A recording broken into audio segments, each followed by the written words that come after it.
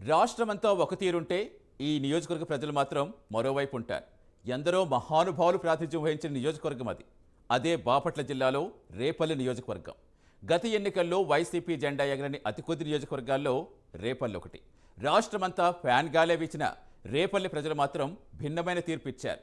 దీంతో ఈసారి ఎలాగైనా రేపల్లిలో జెండా ఎగరేయాలనే పట్టుదలతో వైసీపీ ఉంది. అటు టీడీపీ పట్టు నిలుపుకోవాలని చూస్తోంది.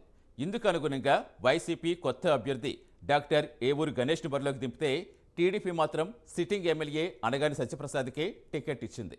మరి రేపల్లి ప్రజలు ఎవరికి మద్దతు తెలుపుతారు? ఎవరి జెండా రేపల్లిలో రెపరెపలాడనుంది?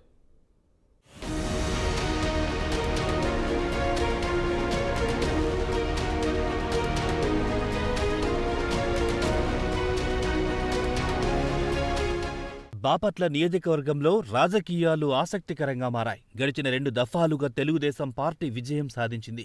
ఇక్కడ మత్స్యకారులు బీసీలే నియోజకవర్గంలో గెలుపోటములు నిర్ణయించేది. దీంతో గెలుపు కోసం ఇరు పార్టీలు వ్యూహాలు రచిస్తున్నాయి. ఈసారి కూడా సైకిల్ గుర్తుపై సిట్టింగ్ ఎమ్మెల్యే అనగాని సత్యప్రసాద్ పోటీ చేస్తున్నారు. ఇక వైసీపీ నుంచి పోటీ చేస్తున్న సత్యప్రసాద్, గణేష్ ఇద్దరు బీసీ సామాజిక వర్గానికి చెందినవారే. వైసీపీ ప్రభుత్వం అమలు చేస్తోన్న సంక్షేమ పథకాలే గెలిపిస్తాయని ఆ పార్టీ అభ్యర్థి చెబుతుండగా ఈసారి నియోజకవర్గంలో హ్యాట్రిక్ ఖాయమని టీడీపీ ధీమా వ్యక్తం చేస్తోంది.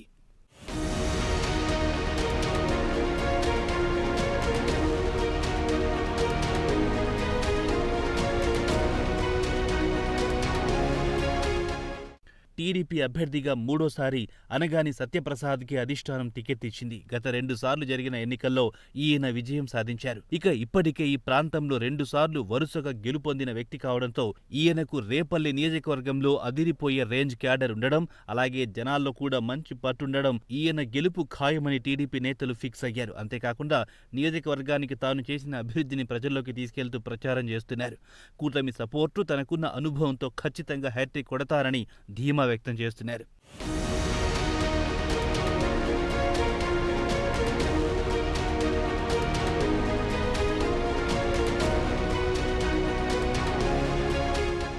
ఇక వైసీపీ అభ్యర్థిగా డాక్టర్ ఏవూరు గణేష్ను బరిలో దింపింది. టీడీపీ అభ్యర్థి చేతిలో 2 సార్లు ఓడిపోయిన మోపిదేవిని కాదని కొత్త అభ్యర్థి ఈపూరి గణేష్ను అభ్యర్థిగా ప్రకటించింది. దీంతో వైసీపీ క్యాడర్ సపోర్టుతో తనదైన శైలిలో ప్రచారం చేస్తున్నారు.